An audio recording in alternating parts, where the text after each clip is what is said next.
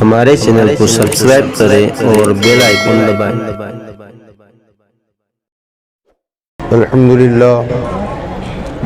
الحمد لله الذي أرضع الأفلاك والأرضين من كان نبيا وآدم بين الماء والطين والصلاة والسلام على سيد المرسلين وعلى آله وأصحابه أجمعين أما بعد فأعوذ بالله من الشيطان الرجيم بسم الله الرحمن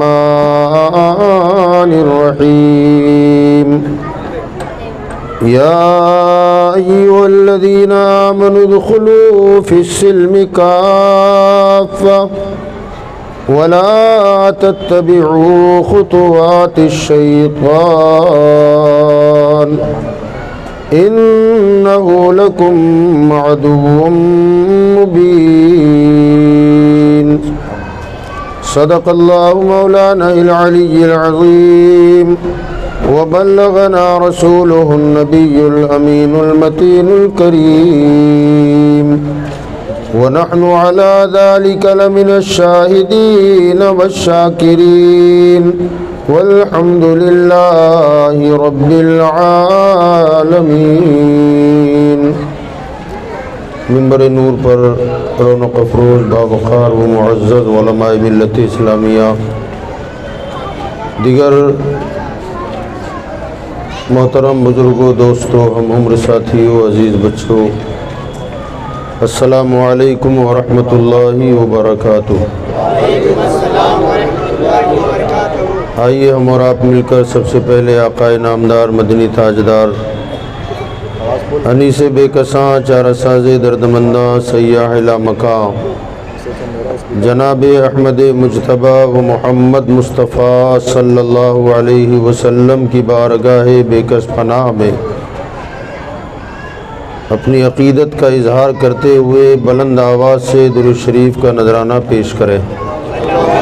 اللہم صلی علی سیدنا مولانا محمد وعلی آلہ واصحابہ وبارک وسلم صلاۃ و سلام علیک یا سیدی یا رسول اللہ صلی اللہ تعالی علیہ وآلہ وصحبہ وسلم۔ حضرات گرامی، آج ہم اور آپ شادی کی تقریبات میں سے ایک تقریب میں شرکت کی سعادت حاصل کر رہے ہیں۔ میں مبارکباد دیتا ہوں جناب شکیل بھائی کو کہ انہوں نے اپنے فرزند کی نکاح سے پہلے ذکر خدا و ذکر رسول کی محفل سجائی، اور یقیناً اس محفل کی برکتیں یہ خود محسوس کریں گے۔ شادی کی محفل جو عقد ہوگا وہ تو شاید کل ہوگا، لیکن آج انہوں نے شادی کے شامیانے میں علماء کرام کو مدعو کیا، تلاوت قرآن، نعت و منقبت کا سلسلہ ہوا۔ اب اللہ اور اس کے رسول صلی اللہ علیہ وسلم کے فرامین ہم اور آپ سنیں گے۔ یقیناً یہ کام بڑا مبارک بھی ہے اور لائق تقلید بھی ہے۔ اللہ تعالی ہماری قوم کو اس طرح کے کام کرنے کی توفیق عطا فرمائے۔ عموماً شادی بیاہ میں یا کسی خوشی کی محفل میں یہ دیکھا جاتا ہے کہ ہزاروں ہزار روپیہ صرف حرام اور ناجائز کاموں میں خرچ ہوتا ہے، جس کی کوئی لمٹ نہیں ہوتی، اتنا پیسہ اڑا دیا جاتا ہے۔ اللہ رحم فرمائے ہماری قوم پر۔ ناجائز اور حرام کاموں میں بے تحاشا پیسہ خرچ کرنا اور اس پر مزید یہ کہ کئی حضرات تو ایسے بھی ہیں کہ شادی بیاہ کے موقع پر خرچ کرنے کے لیے باقاعدہ معاذ اللہ سود پر پیسہ لیتے ہیں، قرض پہ لیتے ہیں۔ کچھ تو قرض لیتے ہیں، اگر قرض حسنہ ہے تو بہتر ہے، لیکن قرض حسنہ لے کر بھی اسے ناجائز کاموں میں خرچ کرنا، حرام کاموں میں خرچ کرنا۔ بعض وہ ہوتے ہیں جن کا اپنا ہوتا ہے، خرچ کرتے ہیں، لیکن وہ پیسہ بھی ناجائز اور حرام کاموں میں خرچ کرنا یقیناً یہ دنیا اور آخرت دونوں تباہ کرنے کا سبب ہے۔ دنیا بھی تباہ ہو جائے گی، آخرت بھی تباہ ہو جائے گی۔ کتنے قرض لے کر کے کرتے ہیں اور بے تحاشا خرچ کرتے ہیں، اور قرض لینے کے بعد شادی تو بڑے دھوم دھام سے کر ڈالی، اور شادی کے بعد پھر بیٹے کما کما کے قرض بھر رہے ہیں، باپ بھی کما کما کے قرضہ چکا رہا ہے۔ بھیا اگر یہ مشورہ دیا جائے کہ یار اتنا خرچ کیا ضرورت ہے، تو جواب ملتا ہے کہ یار یہ تو کرنا پڑے گا، سوسائٹی میں نام کا مسئلہ ہے، خاندان میں عزت کا مسئلہ ہے، اگر یہ اخراجات نہ کریں تو ناک کٹ جائے۔ میں کہتا ہوں بھیا یہاں ناک کی فکر کر لی اور قرضے کے بوجھ سے کمر ٹوٹ جائے، اس کا کیا؟ اس کے بارے میں کیا کرو گے؟ ڈاکٹر اقبال نے کبھی کہا تھا کہ میں ان کی محفل عشرت سے کانپ جاتا ہوں، میں ان کی محفل عشرت سے کانپ جاتا ہوں جو گھر کو پھونک کے دنیا میں نام کرتے ہیں۔ گھر میں آگ لگ رہی ہے اور دنیا میں نام کرنا چاہتے ہیں، سوسائٹی میں نام کرنا چاہتے ہیں۔ میرے بھائیوں، بزرگوں اور دوستوں، جناب شکیل بھائی قابل مبارکباد کے مستحق ہیں کہ انہوں نے اپنی بیٹی کی شادی میں اللہ رسول کا ذکر سجایا، ذکر کی محفل سجائی، تاکہ اس کے ذریعے اپنی قوم کو وہ پیغام دیا جائے جو اللہ اور اس کے رسول کا پیغام ہے۔ اگر ہماری قوم اللہ اور اس کے رسول کے فرامین پر عمل کرتے ہوئے اپنی زندگی کو گزارے تو یقین جانے اللہ تعالیٰ کا فرمان عالی شان ہے، وَلَا تَهِنُوا وَلَا تَحْزَنُوا وَأَنْتُمُ الْأَعْلَوْنَ إِن كُنتُم مُؤْمِنِينَ۔ غمگین نہ ہو جاؤ، سستی نہ دکھاؤ، ساری دنیا پہ بلند و بالا تم ہی رہو گے، افضل ترین تم رہو گے، شرط یہ ہے کہ سچے مسلمان بن جاؤ، سچے مومن بن جاؤ۔ میرے بھائیوں، بزرگوں اور دوستوں، یاد رکھیں ہماری محفلوں میں یقیناً ابھی آپ نے تقریر سے پہلے خطبہ بھی میرا سنا، مختصر میں نے پڑھا۔ جمعے میں بھی آپ خطبہ سنتے ہیں، سنتے ہو کہ نہیں سنتے؟ جمعے کی نماز سے پہلے خطبہ ہوتا ہے، بولیں ہوتا ہے۔ عید کی نماز سے پہلے بعد خطبہ ہوتا ہے، ہوتا ہے۔ اب کل ان کا نکاح ہوگا، نکاح میں بھی خطبہ پڑھا جائے گا، بولیے ذرا ہاں نا، پڑھا جائے گا۔ مگر تھوڑا سا میں آپ کو یہاں توجہ دلانا چاہتا ہوں، وہ یہ ابھی تک غور نہیں کیا ہوگا، اب کر لینا، اب آئندہ کر لیجئے گا غور، جب جب جمعہ میں جائیں گے تب بھی غور سے خطبہ سنیے، عید کا خطبہ بھی غور سے سنا کیجئے۔ کوئی مقرر خطیب تقریر کر رہا ہو، خطبہ پڑھ رہا ہو، خطیب تقریر کرے تو تقریر سے پہلے جو خطبہ پڑھا جاتا ہے اسے بھی غور سے سنیں، اور نکاح میں جو خطبہ پڑھا جاتا ہے اسے بھی غور سے سنیں۔ یاد رکھیں نکاح کے خطبے میں دوسرے خطبوں کے مقابل اللہ سے ڈرنے والی آیتیں زیادہ ہیں۔ نکاح کا خطبہ جب ہوگا پہلے اللہ کی حمد ہوگی، الحمدللہ نحمدہ ونستعینہ ونستغفرہ ونؤمن بہ ونتوکل علیہ، پھر اللہ کے رسول صلی اللہ علیہ وسلم پر درود و سلام پڑھا جائے گا، اور پھر اس کے بعد قاضی صاحب جب پڑھتے ہیں یا ایھا الناس اتقوا ربکم الذی خلقکم من نفس واحدہ، اے لوگو ڈرو اپنے اس رب سے جس نے تمہیں ایک جان سے پیدا کیا، ڈرو۔ یا ایھا الناس اتقوا ربکم، اپنے رب سے ڈرو۔ جس نے تمہیں ایک جان یعنی جناب آدم سے پیدا کیا، پھر ان سے ان کا جوڑا بنایا، وَخَلَقَ مِنْهَا زَوْجَهَا وَبَثَّ مِنْهُمَا رِجَالًا كَثِيرًا وَنِسَاءً، ان سے جوڑا بنایا اور پھر دونوں سے بہت سارے مرد اور بہت ساری عورتیں پیدا فرمائی۔ وَاتَّقُوا اللَّهَ الَّذِي تَسَاءَلُونَ بِهِ وَالْأَرْحَامَ، ڈرو اس اللہ سے جس کے نام سے اور جس کے لیے تم رشتہ داریوں کو جوڑتے ہو۔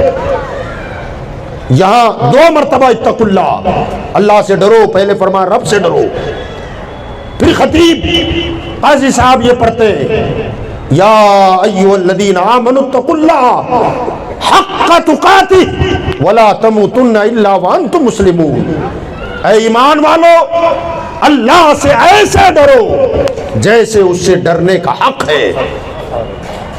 ڈرنا خالی زبانی نہیں، فرمایا جیسے اللہ سے ڈرنے کا حق ہے ایسے اس سے ڈرو۔ وَلَا تَمُوتُنَّ إِلَّا وَأَنْتُمْ مُسْلِمُونَ، تمہیں موت نہ آئے مگر اس حالت میں کہ تم مسلمان ہو۔ کیا فرمایا؟ تمہیں موت نہ آئے، مطلب یہ کہ مرو تو مسلمان ہو کے مرو۔ اب موت کا کوئی بھروسہ نہیں ہے، کب آئے گی؟ ابھی میں اسٹیج پہ بیٹھ کے تقریر کر رہا ہوں، کیا پتا ابھی موت آ جائے، ہم گھر جانے سے پہلے پہلے مر جائیں۔ اللہ فرماتا ہے وَلَا تَمُوتُنَّ إِلَّا وَأَنْتُمْ مُسْلِمُونَ، تمہیں موت نہ آئے مگر اس حالت میں کہ تم مسلمان ہو۔ یعنی مطلب یہ کہ جب موت کا بھروسہ نہیں ہے تو پھر بوڑھا ہو کر نماز پڑھوں، بڑھاپے میں داڑھی رکھوں، بڑھاپے میں نیک بن جاؤں، نہ، فرمایا جب موت کا بھروسہ نہیں ہے تو موت کے لیے ہمیشہ تیار رہو، اور جب موت کے لیے تیار ہو تو ہر وقت مسلمان رہو، ہر حالت میں مسلمان رہو، زبان بھی مسلمان، کردار بھی مسلمان، اخلاق بھی مسلمان، تہذیب بھی مسلمان، تمدن بھی مسلمان، مگر ہمارا حال یہ ہے کہ ہم باقاعدہ طور پر نام کے مسلمان ہیں مگر کام ہمارے پاس کوئی اسلامی نہ رہا، ہم پٹھان ہیں، ہم سید ہیں، ہم مرزا ہیں، پتہ نہیں ہم کیا کیا القابات لگا لیتے ہیں۔ ڈاکٹر اقبال نے کہا تھا کہ یوں تو سید بھی ہو، مرزا بھی ہو، افغان بھی ہو، یوں تو سید بھی ہو، مرزا بھی ہو، افغان بھی ہو، ارے تم سبھی کچھ ہو، بتاؤ تم مسلمان بھی ہو۔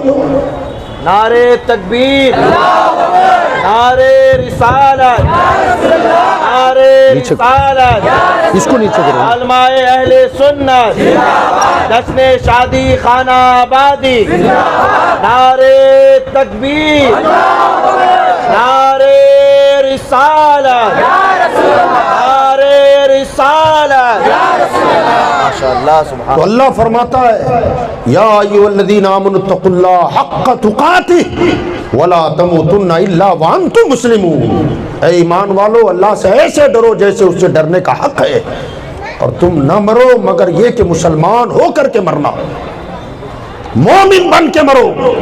جب موت کا کوئی بھروسہ نہیں ہے کہ کب آئے گی تو ہر وقت مسلمان رہو، گھر میں مسلمان، باہر مسلمان، مارکیٹ میں مسلمان، محلے میں مسلمان، شہر میں مسلمان۔ یہ مسلمان ہونا کیا ہے؟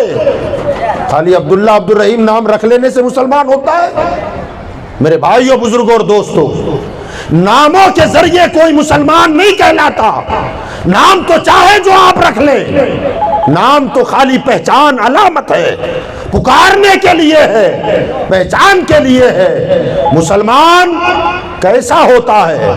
مسلمان کہتے ہیں سبحان اللہ، گردن رکھ دینا، کیا کہنے، اللہ رسول کے فرمان کو دل و جان سے مان لینا، یہ اسلام ہے اور یہ مسلمانی ہے۔ میرے بھائیوں، آج ہمارا حال یہ ہے کہ ہم گوشت کھانے والے مسلمان، عبداللہ عبد الرحیم نام ہو گیا مسلمان۔ ذرا سوچیں آپ کہ ہمارے اندر جو اسلام کی اوریجنل باتیں وہ 3 4 5 ہوں گے اور اس کے بعد ختم، نام میرے والد نے میرا نام رکھا اسلامی، شریعت اسلامیہ کے مطابق ہمارا ختنہ ہو گیا، گوشت شوق سے کھاتے ہیں، جمعے کی نماز پڑھتے ہیں، اس کے علاوہ ہمارے پاس اسلام کا معاملہ کیا ہے؟ ہمارا حال کیا ہے؟ ہمارا لباس غیروں جیسا، تہذیبیں غیروں جیسی، تمدن غیروں جیسا، شادی بیاہ کے معاملات اس میں خالی اسلامی طریقہ، خالی نکاح رہ گیا ہے، نکاح، آگے پیچھے کی ساری رسمیں غیروں کے طریقے کے مطابق، ڈھول باجا گانے تماشے۔ اللہ نے قرآن میں فرمایا یا ایھا الذین آمنوا اتقوا اللہ حق تقاتہ ولا تموتن الا وانتم مسلمون، اے ایمان والو اللہ سے ایسے ڈرو جیسے اس سے ڈرنے کا حق ہے، اور نہ مرو مگر یہ کہ مسلمان ہو کر کے مرنا، اسلام کی حالت میں مرنا، مومن ہو کر کے مرنا۔ ایک آیت قاضی صاحب یہ پڑھتے ہیں، پھر آیت پڑھتے ہیں یا ایھا الذین آمنوا اتقوا اللہ وقولوا قولا سدیدا، اے ایمان والو اللہ سے ڈرو، جب بات کرو تو سچی کرو، قولوا قولا سدیدا یصلح لکم اعمالکم، اپنے اعمال کی اصلاح کرو، اپنے اعمال کی اصلاح کرو، غلط روش پہ نہ چلو، غلط راستے پر نہ چلو، اپنے اعمال کی اصلاح کرو، اعمال کو درست رکھو، صحیح اور صاف ستھرے اعمال، خیر کے اعمال، نیکی کے اعمال کرتے رہو۔ میرے بھائیو جتنی خوف خدا والی آیتیں، اللہ سے ڈرنے والی آیتیں نکاح کے خطبے میں جمع ہے، اتنی آیتیں نہ جمعے کے خطبے میں ہے، نہ تقریر کے خطبے میں ہے، نہ عیدین کے خطبے میں ہے، آخر اتنی آیتیں شادی والے خطبے میں بزرگوں نے جمع کیوں فرمائی؟ تو اس کی وجہ یہ ہے کہ بسا اوقات خوشی میں مگن ہو کر لوگ اسلامی حدوں کو پھلانگ جاتے ہیں، اسلامی حدود کو توڑ جاتے ہیں۔ میرے بیٹے کی شادی ہے، باجا تو بجے گا، اللہ فرماتا اتقوا اللہ، اللہ سے ڈر، خوشی دینے والا وہی ہے اور چھیننے والا بھی وہی ہے۔ میرے بھائیوں یاد رکھو، خوشی دی ہے تو مصیبت بھی وہی دے گا، مسرت دی ہے مصیبت وہی ڈالے گا۔ اگر اپنی خوشی کو دوام دینا چاہتے ہو، خوشی ہمیشہ ہمیشہ کے لیے چاہتے ہو، اللہ سے ڈر کر رسول کی سنت کے مطابق شادی کرو تو ہمیشہ ہمیشہ کے لیے خوشی مل جائے گی۔ ورنہ حال کیا ہوگا جانتے ہو؟ شادی کی محفل میں اس لیے نکاح سے پہلے جو خطبہ ہوتا ہے اس خطبے میں اللہ سے ڈرنے والی آیتیں بزرگوں نے زیادہ رکھی ہیں، اسے سنو تاکہ غور کرو کہ میں اپنے بیٹے بیٹی کی شادی میں کہیں حد سے تجاوز نہ کر جاؤں، شریعت اسلامیہ کے باہر میرا کئی قدم نہ نکلے۔ اور یقین جانے شریعت اسلامیہ اور اپنے آقا صلی اللہ علیہ وسلم کی سنت کے مطابق جو نکاح ہوتے ہیں نا وہ حقیقتاً بابرکت ہوتے ہیں، برکت والے ہوتے ہیں، اور جس میں سنت رسول کو پامال کر دیا جائے اس میں خرچہ دھوم دھڑکا زیادہ ہوگا مگر برکت کیا ہوگی؟ نحوستیں برسے گی، بے برکتی آئے گی، اللہ کی ناراضی الگ، میرے آقا ناراض ہوں گے وہ الگ۔ نکاح مصطفیٰ کی سنت ہے، النکاح من سنتی فمن رغب عن سنتی فلیس منی، سرکار فرماتے نکاح میری سنت ہے، جو کوئی اس سے روگردانی کرے گا وہ میری سوسائٹی کا ممبر نہیں ہے، وہ ہماری سوسائٹی کا ممبر نہیں۔ نکاح کرنا نبی کی سنت ہے، کیا ہے؟ اونچی بولو، تھوڑا سپورٹ کیجئے، یہ آواز بہت کھینچ رہا ہے، مولانا نے اشارہ کر دیا تھا، مجھے تقریر آگے بھی کرنی ہے، یہی ہو جائے گا تو جی۔ کیا ہے نکاح کرنا؟ سنت ہے، ہمارے پیغمبر کی سنت ہے، محبوب مرغوب، اور کئی نبیوں کی سنت ہے، مگر ہمارے آقا صلی اللہ علیہ وسلم کی نہایت محبوب اور مرغوب سنت مبارکہ ہے۔ ایک سنت پر عمل کرنے کے لیے کریں گے تب کریں گے اس پر عمل، مگر اس سے پہلے کتنے خرافات ہوتی ہیں، کتنے ناجائز کام، کتنے حرام کام.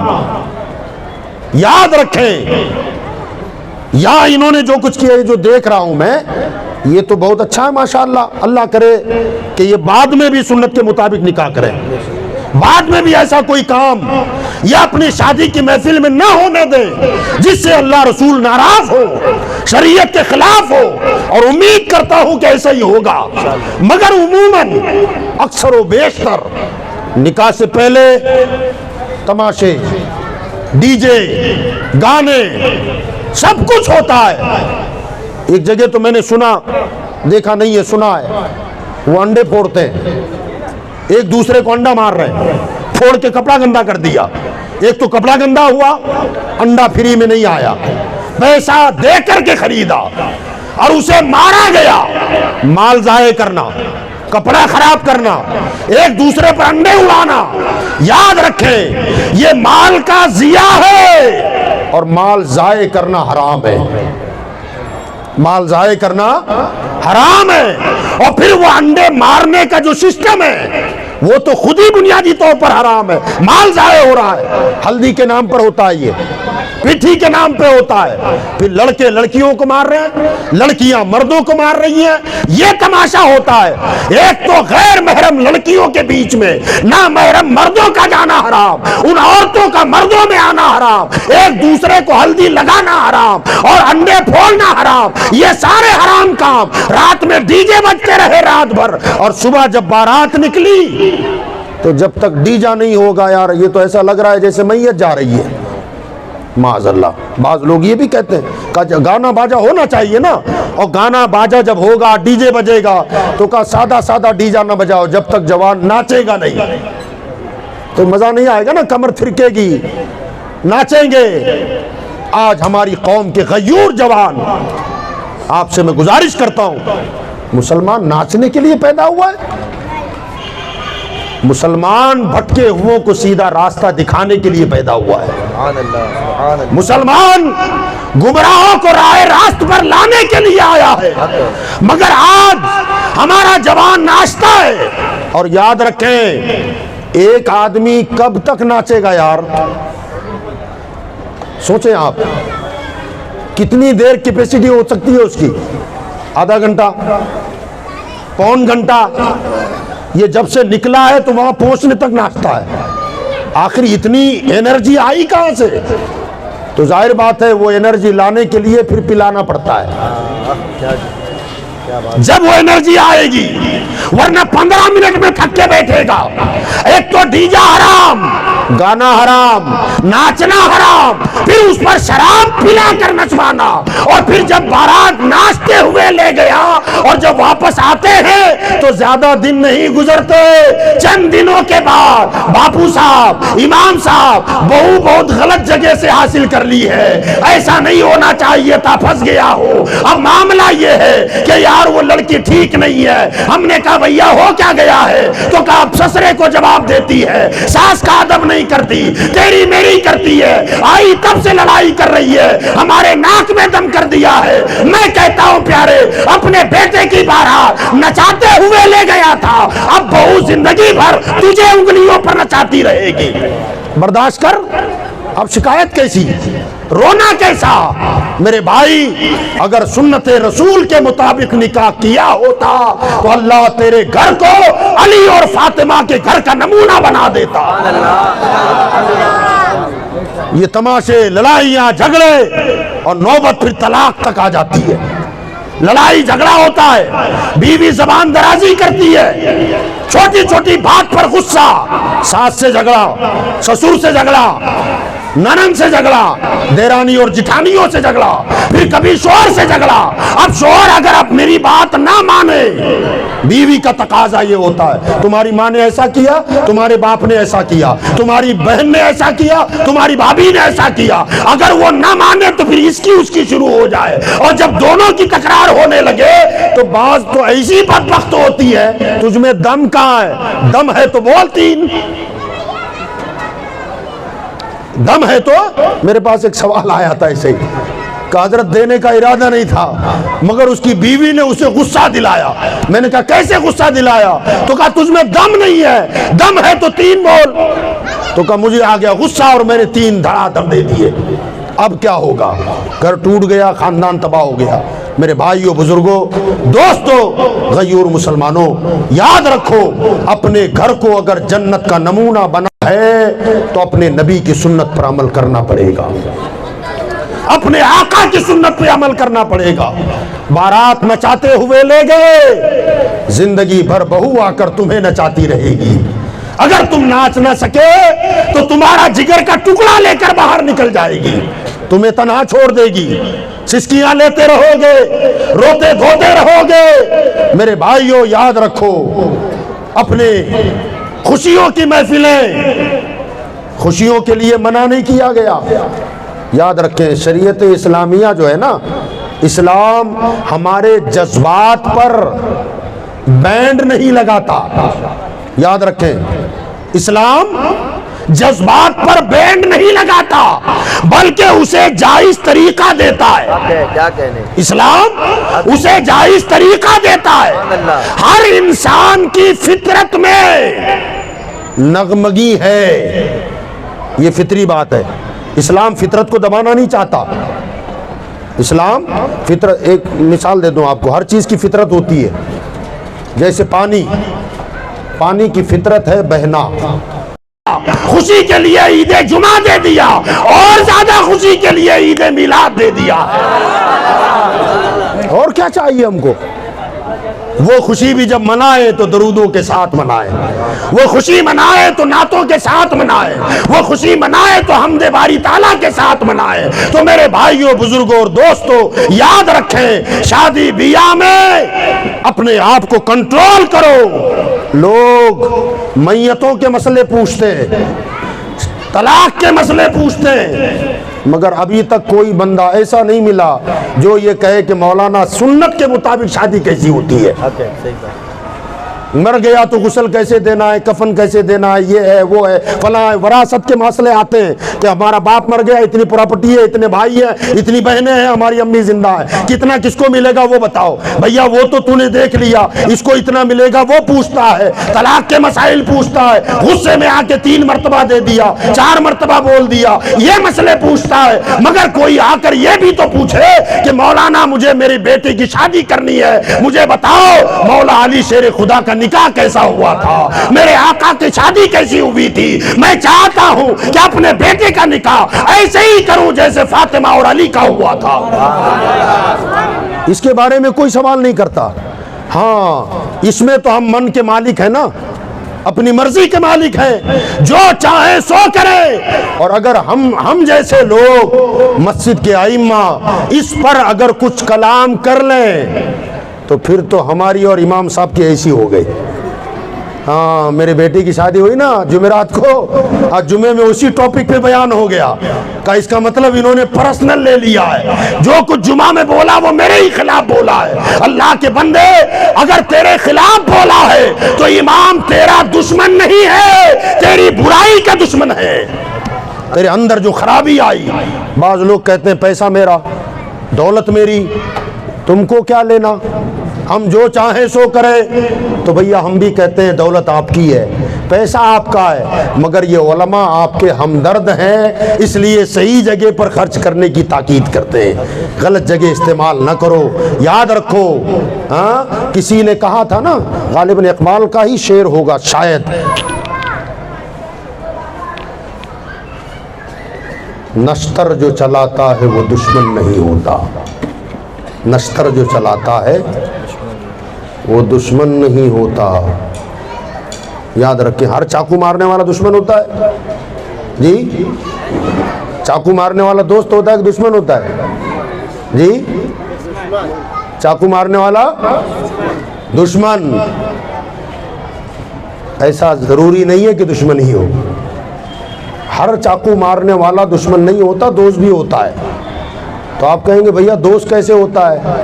ایک تو وہ جو راہ چلتے ہوئے پیٹ میں چاقو کھوپ دیا، وہ تو دشمن ہوا، مگر میرے پیٹ میں ہوا درد، میں گیا ہاسپٹل، کہا سونوگرافی کرو، کر لیا تو کہا اندر گانٹ ہے، کہا اب تو کہا پھاڑ کے نکالنا پڑے گا۔ ہاں ہم نے بھی اجازت دے دی، سلا دیا بیڈ پر، وہی کام کر رہا ہے جو روڈ والے نے کیا تھا، مگر وہ دشمن تھا روڈ والا۔ ہاسپٹل میں ڈاکٹر دشمن نہیں دوست ہے، وہ تیرے اندر کی بیماری نکال کر تجھے صحت مند بنانا چاہتا ہے۔ تو میرے بھائی تیری برائی کرنے والے اور تو دشمن ہو سکتے ہیں، مگر یہ علماء اور ائمہ یہ تیرے دشمن نہیں ہے، بلکہ تجھے کڑوی دوا پلا پلا کر تیری بیماری بھگا کر تجھے تندرست مسلمان بنانا چاہتے ہیں۔ یہ ہمارے دشمن نہیں ہے، یہ دوست ہیں۔ میرے بھائیو یاد رکھو، مال ہمارا، دولت ہماری، اور ہم خرچ کریں۔ مولانا کا بگڑتا کیا ہے؟ مولانا کو تنخواہ 10,000 روپے، اصلاح خرچ نہیں کر سکتے تو انہیں جلن ہوتی ہے، انہیں حسد ہوتا ہے، معاذ اللہ۔ نہیں میرے بھائی، حسد اور جلن نہیں ہوتا، اللہ آپ کو اور دولتوں سے نوازے، مگر قارون کا خزانہ نہیں، فرعون کا خزانہ نہیں، اللہ عثمان غنی کی دولت عطا فرمائے۔ میرے بھائیوں، بزرگوں اور دوستوں، یاد رکھیں، آج ہم نے، آپ نے، جناب شکیل بھائی نے عزیزم محمد شعیب کے نکاح سے پہلے جشن غریب نواز و اصلاح معاشرہ یہی نام دیا تھا۔ یاد رکھیں، ہم مسلمان ہیں، مومن ہیں۔ آپ ماضی کی طرف جائیں، پیچھے، آج کا جو زمانہ ہے، آج کی تاریخ میں جتنے مسلمان موجود ہیں،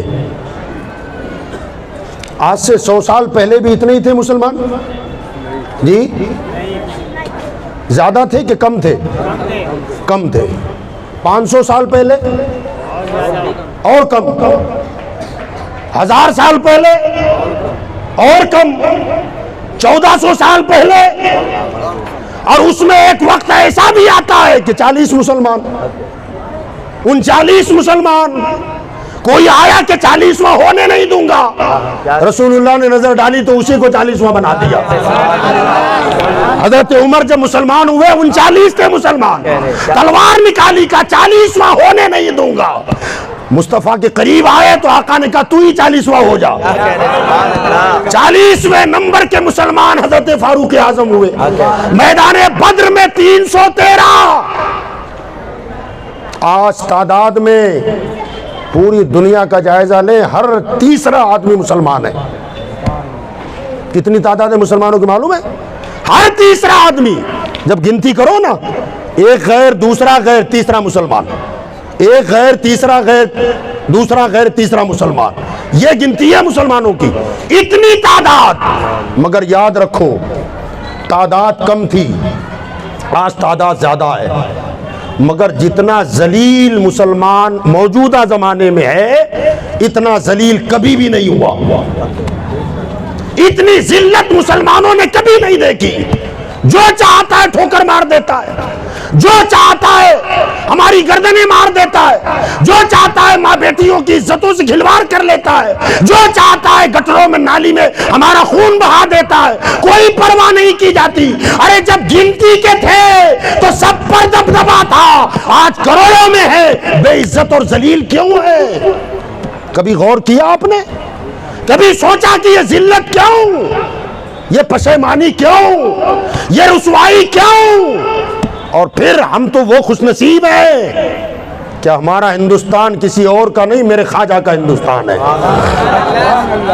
ہم ہندوستان کے، خواجہ کے ہندوستان میں رہتے ہیں، ظاہراً چاہے جو کرسی پر بیٹھے، مگر ہمارا تصور یہ ہے کہ ہندوستان کا حقیقی راجہ خواجہ غریب نواز ہیں، ہند الولی ہے۔ اور یاد رکھیں، جب خواجہ اجمیری آئے، ہندوستان کی دھرتی پر آئے، کتنے مسلمان تھے بھائی؟ کتنے تھے؟ حضرت کے ساتھ 40-45 لوگ آئے، اور دھیرے دھیرے دھیرے دھیرے غریب نواز نے 90 لاکھ لوگوں کو اسلام میں داخل کر دیا۔ 90 لاکھ لوگ مسلمان ہوئے، چند تھے انگلیوں پر گنے جانے والے۔ اور شروع زمانے میں آپ جانتے ہیں، مجھے واقعہ نگاری مقصود نہیں ہے، سنا ہوا ہے، خالی اشارہ کر دوں میں آپ کو۔ آپ جانتے ہیں اجمیر کی سرزمین پر جب آئے تو ظاہر بات ہے کہ بڑی تفصیلات ہے اس میں. راجہ پرتھوی راج کاہنوں نے، جادوگروں نے، پنڈتوں نے اسے بتا دیا تھا کہ آنے والا جو فقیر ہے یہ بہت طاقتور آدمی ہے. کہا میری فوج سے زیادہ؟ تو کہا ظاہری طاقت تو آزمانا ہی مت، اگر ظاہری قوت لے کے جائے گا تو تباہ ہو جائے گا.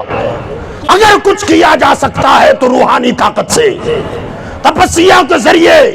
جو گیانی لوگ ہیں ان کے جادو کے زور پہ اگر کچھ کیا جا سکتا ہے تو ہو سکتا ہے، ورنہ تیرے تلواریں، تیرے تیر اور بھالے اس کا کچھ نہیں بگاڑیں گے.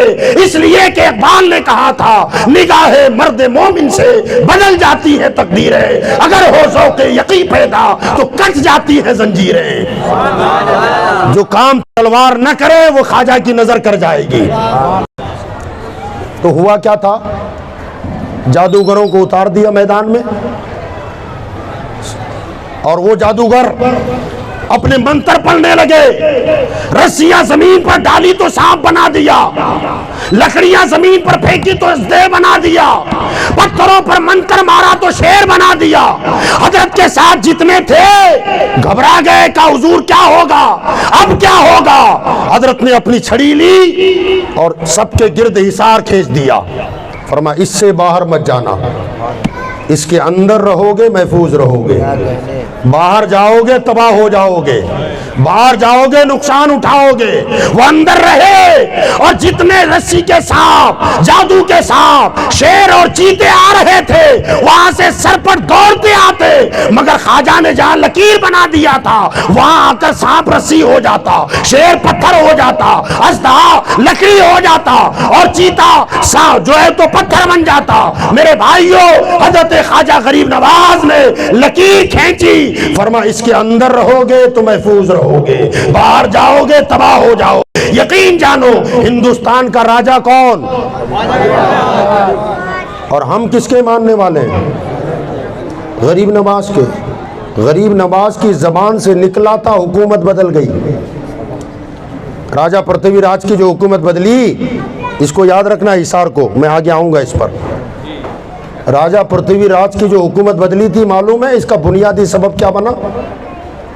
اس کا بنیادی سبب یہ بنا تھا کہ حضرت سیدنا خواجہ غریب نواز رحمۃ اللہ تعالی، جہاں آستانہ ابھی ہے نا، وہ شہر سے باہر کی جگہ ہے.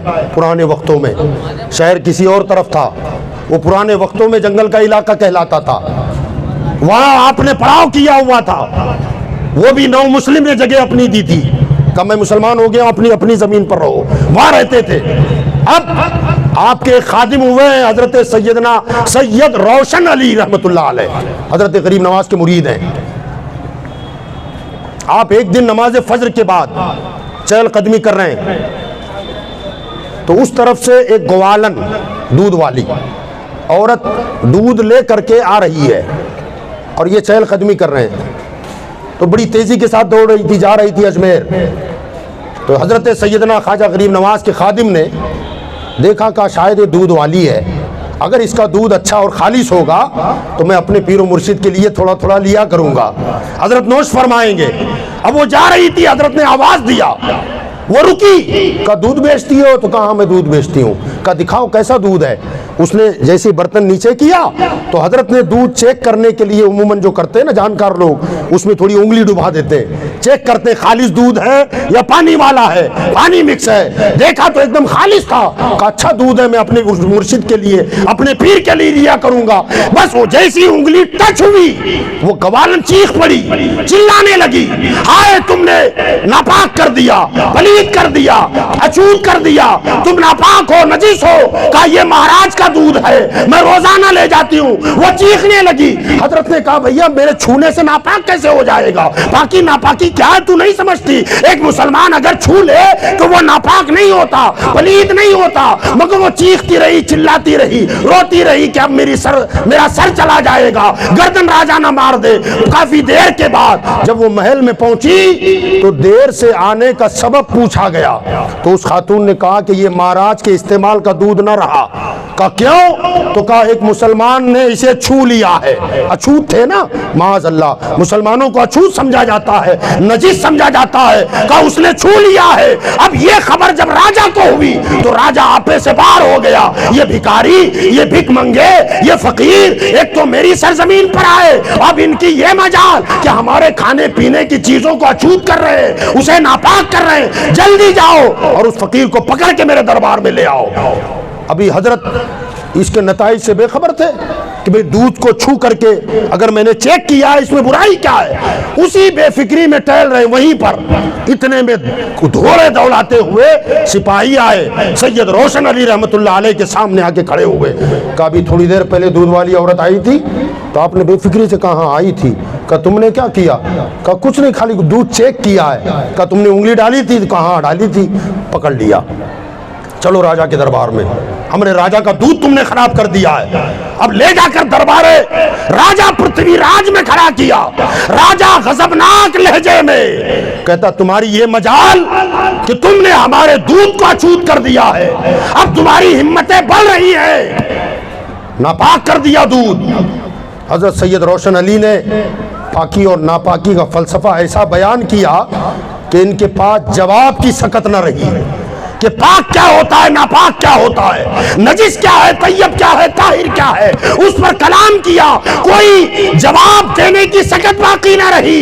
مگر ظالم جب ہارتا ہے تب مارتا ہے. وہ کہنے لگا کہ میرا حکم یہ ہے اور یہی انصاف ہے کہ میرے دودھ کو جس انگلی نے چھوا ہے وہ انگلی کاٹ دی جائے. اب یہ ظالمانہ حکم جاری ہو گیا. حضرت کے خادم کو پکڑ کر جس انگلی سے ٹچ کیا تھا بھرے دربار میں انگلی کو الگ کر دیا گیا، ٹکڑا کر دیا گیا کہ آج کے بعد کوئی یہ حرکت نہ کر سکے گا.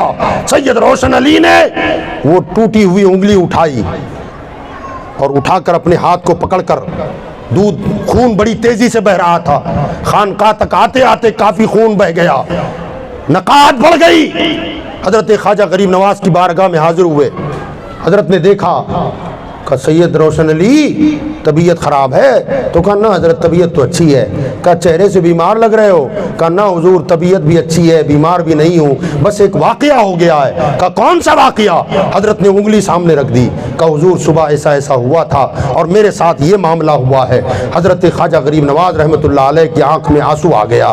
کہا اے ظالم، ہم نے آخر تیرا بگاڑا کیا ہے؟ ہم تو اللہ کا پیغام لے کر یہاں آئے ہیں، لوگوں کو سچا راستہ دکھانے آئے ہیں، مگر تو نے یہ جرات کر ڈالی. فرمایا سید روشن علی یہ انگلی اٹھاؤ اور لے جا کر کہیں اسے دفن کر دو اور ساتھ میں راجا پرتھوی راج کی حکومت پہ مٹی ڈال دو. یہ جملے میرے خواجہ کے ہیں. اپنی انگلی کو زمین میں دفن کرو اور ساتھ میں راجا پرتھوی راج کی حکومت پر مٹی ڈال دو. چند سال نہیں گزرے تھے، شہاب الدین غوری آیا اور واقعی راجا پرتھوی راج کی حکومت مٹی میں مل گئی، تباہ ہو گئی. میں پوچھنا چاہتا ہوں، ایک انگلی کٹی تو خواجہ نے تختہ بدل دیا. توجہ ہے آپ کی؟ انگلی کٹی تو تختہ پلٹ، یا گردنیں کٹی تو غریب نواز کو جلال نہیں. آخر کیوں؟ وجہ کیا؟ وجہ یہ ہے کہ وہ حصار میں تھے، کیا کہنے؟ تم حصار کے باہر ہو. میرا خواجہ کہتا ہے حصار میں آ، ہر دشمن سے حفاظت میں کروں گا. سبحان اللہ، سبحان اللہ، سبحان تیری انگلی کٹے گی تو ادھر گردن کٹے گی، سبحان اللہ. تیری انگلی کٹے گی حکومت کا تختہ پلٹ دوں گا. مگر تو دائرے سے باہر نکل کے مرے گا نہیں تو کرے گا کیا؟ جلے گا نہیں تو کرے گا کیا؟ تباہ نہیں ہوگا تو کیا ہوگا؟ میرے بھائیو، اگر آج بھی عزت و وقار چاہتے ہو، بلندی اور غلبہ چاہتے ہو تو خواجہ کے حصار میں آ جاؤ. خواجہ نے جو لائن بنائی ہے اس لائن میں آ جاؤ. آپ کے ذہن میں یہ سوال ہوگا کہ حضرت نے تو وہاں اجمیر میں لائن بنائی تھی، اب کون سی لائن میں آ جائیں؟ تو سنو، خواجہ کی لائن ہے شریعت محمدی، خواجہ کی لائن ہے اسلام کا دائرہ. اسلام کے دائرے میں رہو، یہ خواجہ کے حصار میں رہو گے، اور خواجہ کے جب حصار میں رہو گے تو کوئی ظالم آپ کا بال بھی بیکا نہیں کر سکتا. حضرت غریب نواز علیہ رحمت و رضوان کی وہ طاقت و قوت، یار اللہ اکبر. کیا بتائیں، جب مدینہ شہر سے دلی آئے، دلی سے اجمیر جا رہے تھے حضرت، اجمیر کا سفر تھا، خواجہ قطب الدین بختیار کاکی رحمۃ اللہ علیہ ساتھ میں تھے اور دوسرے اصحاب بھی ساتھ میں تھے۔ سمانہ ایک گاؤں کا نام ہے، وہاں جب پہنچے تو چونکہ حضرت کی آمد سے پہلے ہندوستان میں اور خاص طور سے اجمیر راجستھان کی سرزمین پر اس کا شورا ہو چکا تھا کہ کوئی فقیر آ رہا ہے مدینے سے، اور وہ اتنا پاورفل ہے کہ حکومت کے تختے پلٹ دے گا۔ اس کے اوپر بین لگانے، پابندیاں لگانے کے لیے کافی کچھ ہنگامے ہوئے، الگ الگ علاقوں کے راجاؤں کو بلایا گیا، میٹنگیں ہوئیں، اور باقاعدہ طور پر جادوئی اثر سے لوگوں کو تصورات کی دنیا میں ڈالا گیا اور تصور کروایا گیا کہ آنے والے کی شکل و صورت کیا ہے۔ وہ تصور انہوں نے جب ذہنوں میں بٹھا لیا تو ان کے سامنے مصوروں کو بٹھایا گیا، تصویر بنانے والوں کو، کہ تم نے جو تصور میں دیکھا ہے وہ بیان کرو۔ اب وہ بیان کرتے جاتے اور یہ کاغذ پر تصویر بناتے جاتے تو تقریباً 5 لوگ مصور بیٹھے ہوئے تھے الگ الگ کمروں میں، اور الگ الگ تصور کرنے والوں نے جب اپنا تصور بیان کیا اور مصور نے تصویر بنائی تو 5 تصویریں ایک جیسی نکل آئی۔ اتنا پاور بھی تھا یہاں کے لوگوں میں۔ انہوں نے وہ تصویر جب نکالی تو کہا یہ ہے وہ آنے والا فقیر، تو وہ تصویر بھی وہاں پہنچی ہوئی تھی۔ کہا جہاں یہ فقیر ملے یا تو قید کرو یا قتل کر دو، یہ اعلان ہو چکا تھا۔ سمانہ کا جو راجہ تھا، جب حضرت خواجہ غریب نواز اپنے رفقا کے ساتھ سمانہ پہنچے اور وہاں آپ نے قیام کیا تو اس راجہ کو، سمانہ کے راجہ کو پتا چلا، تو اس نے سوچا کہ اب موقع اچھا ہے راجہ پرتھوی راج کی نگاہ میں سرخ روح ہونے کا، کہ میرے دھرتی پر آئے تو میں کچھ نہ کچھ ایسا کام کر جاؤں کہ مہاراجہ کے نگاہ میں میرا وقار بڑھ جائے، اس فقیر کو یا تو قتل کر دوں یا قید کر دوں۔ اس نے اپنے مشیروں کو بلایا اور بلا کر کہا کہ یہ لوگ یہاں آئے ہوئے ہیں، مجھے اطلاع ملی ہے کہ ان کا کیا کیا جائے، کیسے کیا جائے، یہی مشورہ کرنے کے لیے تم کو بلایا ہے۔ تو ایک تیز مزاج مشیر تھا، اس نے کہا راجہ صاحب اتنی میٹنگ کرنے کی ضرورت کیا، 35-40 آدمی ہے، 40-45 آدمی ہے، اور اس کے لیے آپ اتنا پریشان؟ کا حکم دے دو، ابھی جا کر سب کے سر اتار کے لاتا ہوں۔ تو وہ کہنے لگا اجمیر کی میٹنگ میں میں گیا تھا، تجھے معلوم نہیں ہے یہاں تلوار سے کام نہیں چلے گا، اگر ظاہری طاقت دکھانے جاؤ گے تو وہ اس کی نظر ایسی باکمال ہے کہ زمین بھی پلٹ سکتا ہے۔ کہا لیکن وہاں کے بڑے بڑے پنڈتوں نے کہا ہے کہ ظاہری طاقت و قوت کے بل پر اس فقیر کا مقابلہ نہیں کیا جا سکتا، ہاں اگر دھوکہ دے سکتے ہو تو کوشش کرو۔ تو کہا دھوکے کے ذریعے اگر اس پر قابو پایا جا سکتا ہے تو ممکن ہے۔ اب وہ خود حضرت کا جہاں قیام تھا وہاں پہنچا اور جا کر کے بڑی خوش عقیدگی کے ساتھ، محبت کے ساتھ کہ مہاراج آپ ہماری شہر میں تشریف لائے، علاقے میں تشریف لائے، بڑی کرپا ہو گئی، بڑی مہربانی ہے، آپ یہاں آ گئے، میری گزارش ہے کہ آپ مہمان ہیں تو جب تک یہاں قیام کریں آپ رجواڑہ چلیں، میرے محل میں آرام کریں۔ حضرت خواجہ غریب نواز نے فرمایا اللہ نے ہمارے لیے بہت بڑا محل بنایا ہے، یہ زمین کا فرش ہے، آسمان کا شامیانہ ہے، یہی سب سے بڑا محل ہے، تیرے محل کی ہمیں ضرورت نہیں ہے۔ وہ راجہ کہنے لگا ہاں آپ جیسے پوتر آتما لوگوں کے لیے کیا جنگل، کیا میدان، کیا بنگلہ اور کیا مکان، کہ آپ یہاں رہ رہے ہیں، آپ نہیں آتے کوئی بات نہیں، مگر ایک میری گزارش ہے کہ جب تک آپ میری زمین پر رہیں گے اس وقت تک کھانا میرے باورچی خانے سے آئے گا، میری دعوت قبول فرمائے۔ تو حضرت خواجہ غریب نواز رحمۃ اللہ علیہ نے فرمایا کہ میں نے سنا ہے کہ راجپوت وعدے کے بڑے پکے ہوتے ہیں اور مہمانوں کی بڑی عزت کرتے ہیں۔ تو کہا ہاں یہ تو سچ سنا ہے آپ نے۔ تو کہا کیا تم بھی اسی روش پر قائم ہو، اسی روایت پر برقرار ہو، رکھو گے کہ مہمانوں کی عزت اور وعدے کے دھنی؟ تو پہلے تو یہ جملے سن کے سر پٹایا اور پھر کہا کہ ہاں میں اپنے خاندان کی ریت و رواج کو تبدیل نہیں ہونے دوں گا۔ میرے آبا و اجداد کا جو طریقہ تھا کہ مہمان نوازی، کسی کو دھوکہ نہ دینا، اور جب وعدہ کرنا تو اسے وفا کرنا، کا اس پر قائم رہوں گا۔ جب اس پر قائم رہنے کا وعدہ کیا تو حضرت نے فرمایا تیری دعوت مجھے منظور ہے۔ کھانا بنا اور اس نے اپنے خادموں کے ساتھ کھانا حضرت کی بارگاہ میں بھیجا۔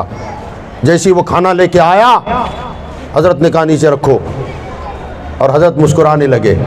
حضرت سیدنا سید فخر الدین رحمۃ اللہ علیہ سے فرمایا کہ یہ کھانے کا جو برتن ہے اس کے بغل میں ایک کاغذ رکھو۔ کاغذ رکھا گیا۔ حضرت خواجہ غریب نواز زیر لب کچھ پڑھنے لگے، اور پڑھتے جاتے تھے اور کھانے پر دم کرتے تھے۔ وہ کھانا لانے والا وہاں کھڑا ہوا ہے، کھانے کے اندر سے زہر نکل کر کاغذ پہ جمع ہو رہا ہے، صفوف کی شکل میں، پاؤڈر کی شکل میں کاغذ پہ جمع ہوتا گیا، نکل رہا ہے، جمع ہو رہا ہے، نکل رہا ہے، جمع ہو رہا ہے۔ اب وہ جو کھانا لانے والے ہکے بکے رہ گئے کہ یہ معاملہ کیا ہے، یہ منظر کیا ہے کہ خشک پاؤڈر کھانے سے کیسے نکل رہا ہے۔ حضرت پڑھتے گئے، دم کرتے گئے، اندر سے سارا زہر نکلا، اور آپ نے پڑیا بنائی۔ کھانا لانے والے سے کہا کہ جا کر اپنے راجا سے کہہ دینا کہ تو راجپوتانہ خاندان کے ماتھے کا ٹیکا ہے، اس پر کلنک ہے، لے جا۔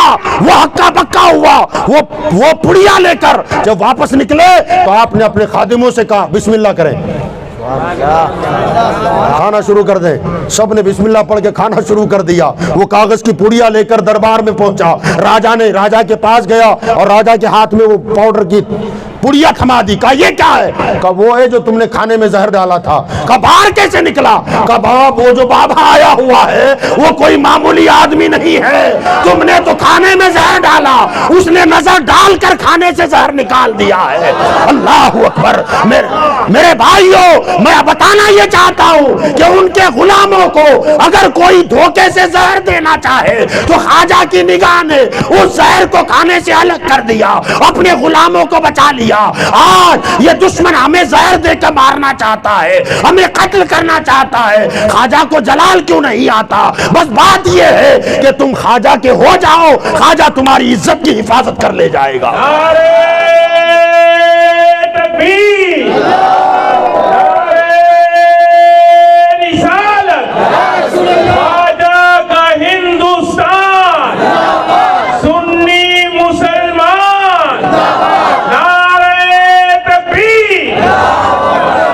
خواجہ ہند وہ دربار ہے اعلیٰ تیرا، خواجہ ہند وہ دربار ہے اعلیٰ تیرا، کبھی محروم نہیں مانگنے والا تیرا۔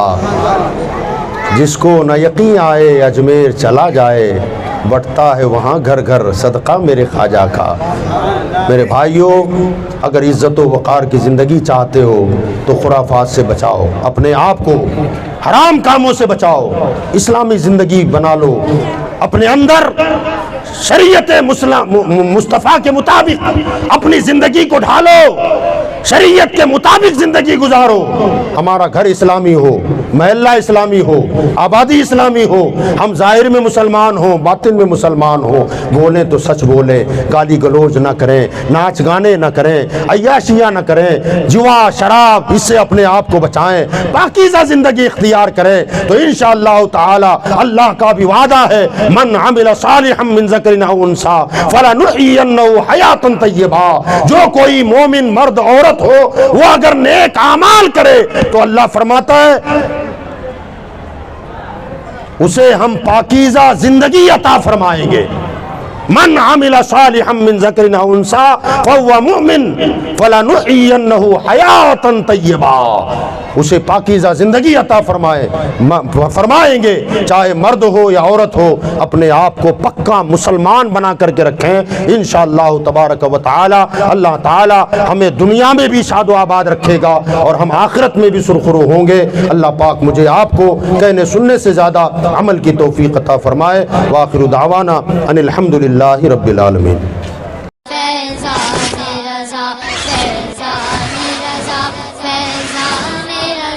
ہم پر ہو